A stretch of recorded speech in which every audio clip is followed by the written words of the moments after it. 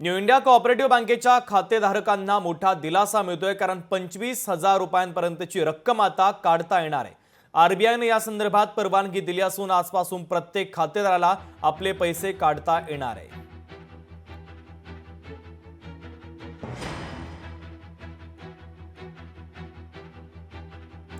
दरम्यान याचा आढावा घेतला आमचे प्रतिनिधी स्वप्नील जाधव यांनी। पाहूया।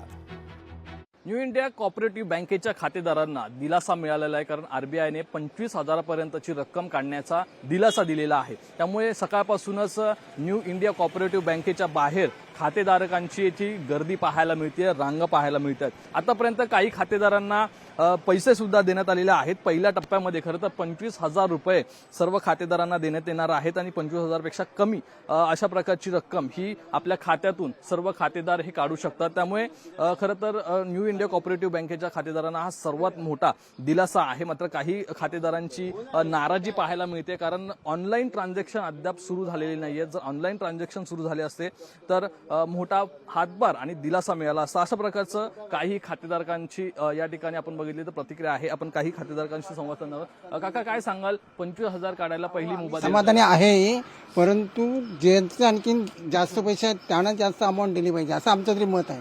25,000ची रक्कम काढायला आरबीआयने दिलं ही एक चांगली गोष्ट केलेली आहे की निदान लवकरात लवकर, कारण 13 तारखेला शेवटचं ट्रान्झॅक्शन केलं, त्याच्यानंतर आज जवळजवळ 14 दिवसामध्ये 25,000 काढायला देतात। ही आरबीआयच्या दृष्टिकोनातून आरबीआयने घेतलेली चांगली स्टेप आहे।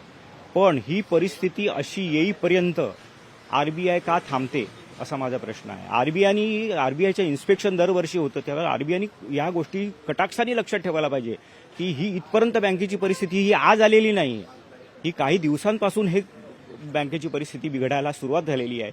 हे इमिजिएटली आरबीआयने पॉइंट आउट करून आरबीआयने त्याच्या ऍक्शन्स अगोदर इनिशियलीच घ्यायला पाहिजेत की जेणेकरून कुठल्याही कोऑपरेटिव्ह सेक्टरमधली किंवा कोऑपरेटिव्ह बँकेमध्ये अशी परिस्थिती निर्माण होणार नाही। एकीकडे जर बघितलं तर खातेदारांचा विश्वास हा बँकेवरती अजूनही आहे, त्यामुळे बँकेवरती विश्वास ठेवून सर्व खातेदार या ठिकाणी जमताना आपल्याला पाहायला मिळतात। कॅमेरा पर्सन रोहित कांबळेसह स्वप्नील जाधव, लोकशाही मराठी, मुंबई। लोकशाही मराठी, ऐका, पहा, जागरूक रहा।